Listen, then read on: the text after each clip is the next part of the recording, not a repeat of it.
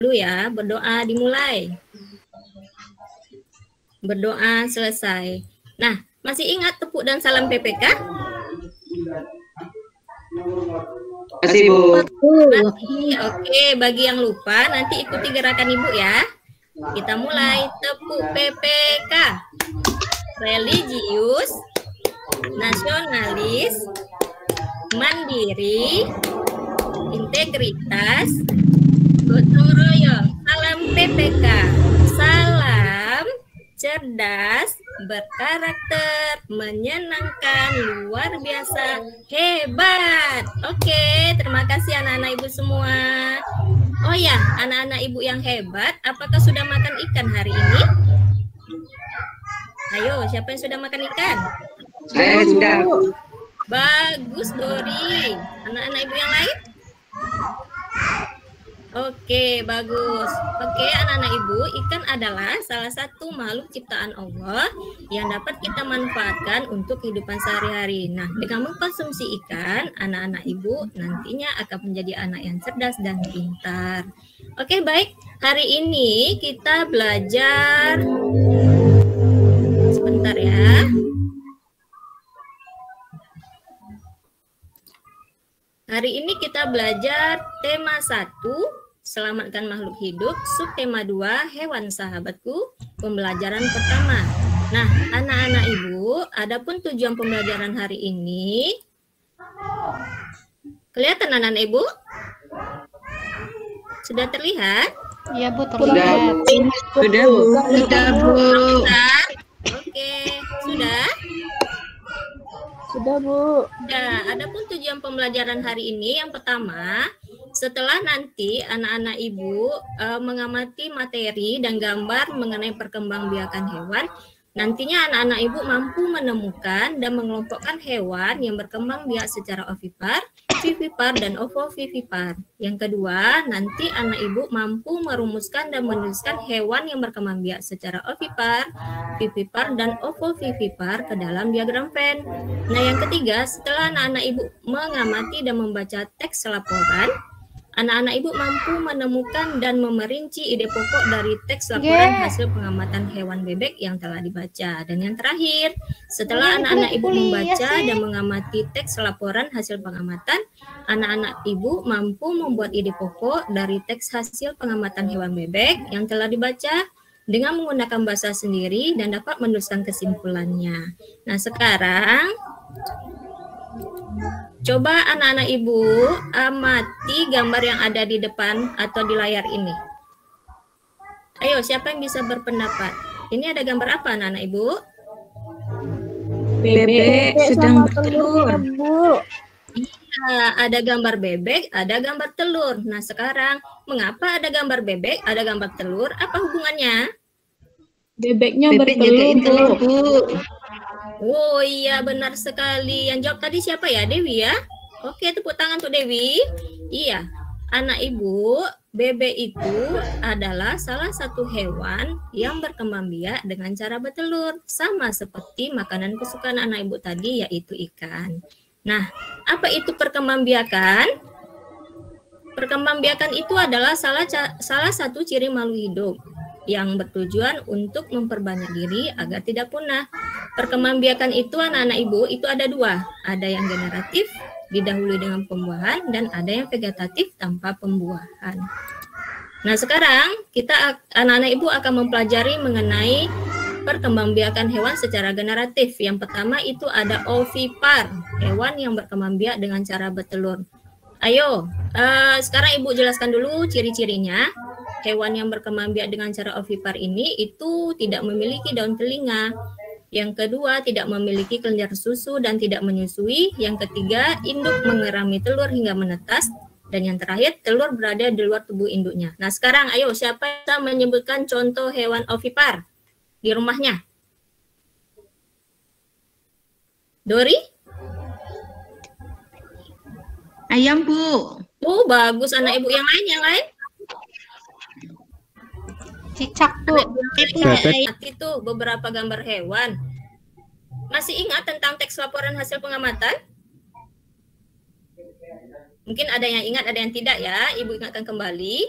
teks laporan hasil pengamatan adalah teks yang memberikan informasi secara umum tentang sesuatu berdasarkan fakta dan hasil dari hasil pengamatan secara langsung. Nah, tadi kita sudah mengamati ada bebek, ada ikan, dan sebagainya. Nah, dari teks itu kita bisa buat kesimpulan. Bagaimana langkah-langkahnya agar anak-anak ibu mampu dan mudah membuat kesimpulan? Nih, ada 5 cara. Yang pertama, baca dulu teksnya ya nak. Kemudian anak-anak ibu bisa menafsirkan pokok pembahasannya. Kemudian seleksi dan tentukan ide pokok.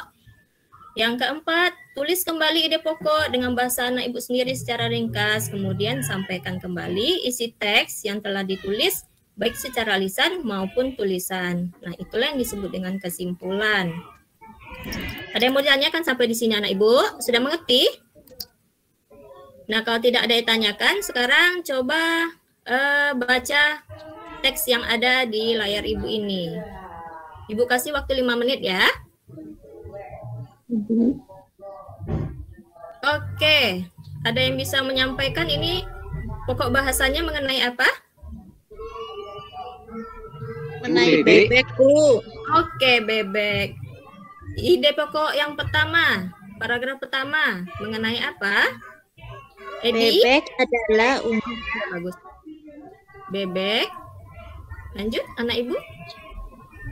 adalah unggas yang hidup di darat tetapi menyukai perairan. Oke, baik. Tepat. Ya, paragraf kedua. Anak ibu yang lain. Jangan Anissa terus. Edi? Saya, Bu. Oke, Dori. Dori ini anak ibu. Lapisan minyak berguna untuk membuat suhu tubuh bebek tetap hangat di malam hari. Oke, bisa. Kemudian, siapa yang bisa menyimpulkan?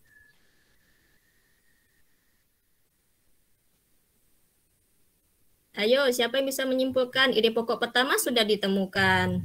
Ide pokok paragraf kedua juga sudah ditemukan. Buat kesimpulannya bagaimana? Ayo, anak-anak ibu. Aryani?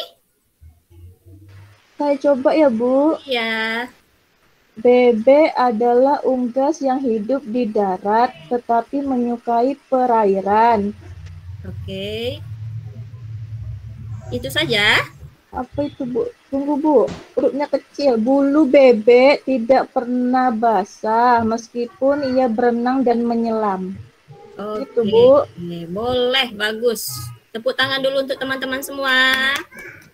Oke, anak-anak ibu. Jadi dari pokok bahasan mengenai bebek ini, paragraf 1, ide pokoknya yaitu bebek adalah unggas yang hidup di perairan yang bisa dimanfaatkan daging dan telurnya. Kemudian yang ide pokok paragraf kedua yaitu bebek memiliki kelenjar minyak. Jadi kesimpulannya bebek ini adalah hewan unggas yang hidup di perairan yang dapat dimanfaatkan daging dan telurnya yang mempunyai kelenjar minyak yang berfungsi untuk menghangatkan tubuhnya pada malam hari. Sampai di sini ada yang mau ditanyakan anak-anak ibu?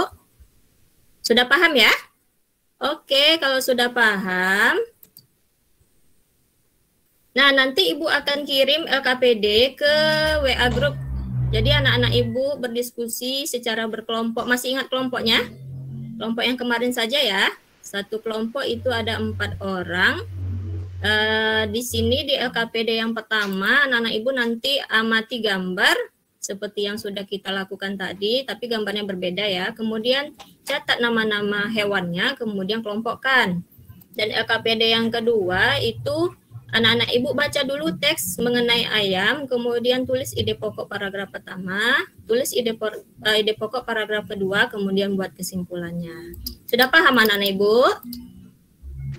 Sudah, Bu. Nanti kalau ada yang tidak paham, boleh WA ibu lagi ya. Ibu kasih 15 menit dari sekarang. Oke? Nah, oke. Coba kelompok berapa yang ingin mempresentasikan hasil diskusinya? Saya, Bu. Ya, Haryani dari kelompok berapa? Kelompok 2, Bu. Iya. Yang lain dengarkan ya, anak-anak ibu. Dari yang ini ya, Bu ya. Iya. AKPD yang pertama. Bisa digedein sedikit, Bu. Ya, sebentar. Nah, Sudah? ya sudah, Bu.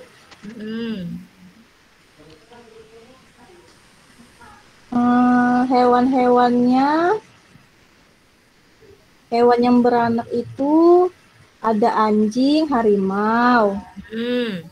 Yang bertelur ada buaya, burung, ayam. Baik. Kalau yang beranak dan bertelur ada hiu, iguana sama kuda laut, Bu. Oke, bagus. Yang lain dengarkan ya, Nak ya. Kemudian AKPD yang kedua. Untuk yang kedua, itu ide pokok yang pertama, ayam dipelihara. Iya. Untuk ide pokok yang kedua, ada ayam jantan dan betina. Ya. Kesimpulan yang saya buat ini, Bu, ayam dipelihara, ada ayam jantan dan betina, Bu. Oke, baik. Terima kasih untuk kelompok 2, Haryani. Tepuk tangan buat Sama-sama, Haryani. Bu. Oke, untuk jawaban dari kelompok 2 itu sudah bagus, tapi Ibu akan menyempurnakannya. Jadi untuk LKPD yang pertama, itu hewan beranaknya itu ada ayam, kera, harimau, dan domba. Kemudian untuk hewan yang bertelur itu ada angsa, buaya, burung, dan ayam. Kemudian untuk hewan yang beranak bertelur ada hiu, kuda laut, bunglon, dan iguana. Nah, untuk LKPD yang kedua, itu ide pokok yang pertama, ayam adalah hewan yang dipelihara dan diternakan, yang diambil daging dan telurnya. Paragraf kedua, hewan terdiri dari ayam terdiri dari ayam jantan dan betina yang memiliki perbedaannya. Jadi kesimpulannya itu anak-anak Ibu bahwa ayam itu dipelihara dan diternakan dan dimanfaatkan daging telurnya, kemudian memiliki perbedaan antara ayam jantan dan betina. Sampai di sini ada yang mau tanyakan anak Ibu? Sudah paham semua? Sudah, Bu. Sudah, oke, baiklah. Untuk mengetahui pengetahuan anak-anak Ibu, nanti Ibu akan mengirimkan soal evaluasi ke WA Group, dikerjakan secara mandiri ya, kemudian nanti jawabannya kirim ke Google Classroom. Kemudian lihat masa tenggatnya, kumpul sebelum masa tenggat karena ketepatan pengumpulan itu menjadi salah satu penilaian Ibu. Oke, baik. Siapa yang bisa menyimpulkan materi hari ini? Ada yang berani? Hari ini belajar jenis-jenis hewan. Iya, bagus. Yang lain? Ibu belum dengar suara Edi. Edi kemana ya? Halo Edi? Atau anak Ibu yang lain boleh? Hanifah?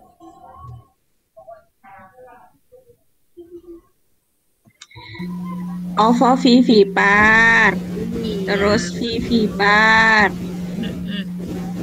Oke, baik anak-anak Ibu, terima kasih atas jawabannya. Jadi materi yang kita pelajari hari ini yaitu mengenai perkembangbiakan hewan secara ovipar, vivipar, dan ovovivipar. Kemudian untuk membuat kesimpulan dari teks laporan ada 5 langkah yang harus anak-anak Ibu perhatikan ya. Yang pertama itu baca dulu teksnya. Kedua, tafsir bahasanya mengenai apa. Kemudian tentukan ide pokok. Kemudian tulis ide pokok menggunakan bahasa sendiri, lalu kembali sajikan hasil tulisannya. Oke, anak-anak Ibu sudah dipahami ya. Nah sekarang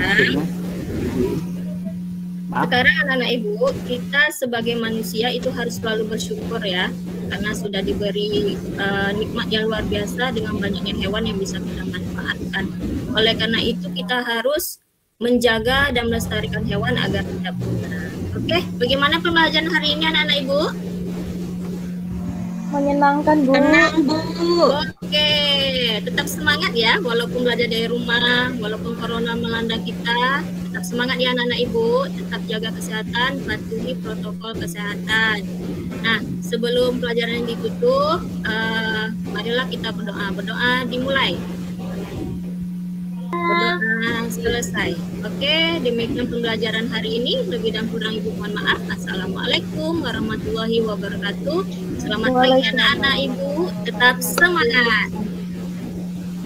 Terima kasih, Bu. Waalaikumsalam warahmatullahi wabarakatuh.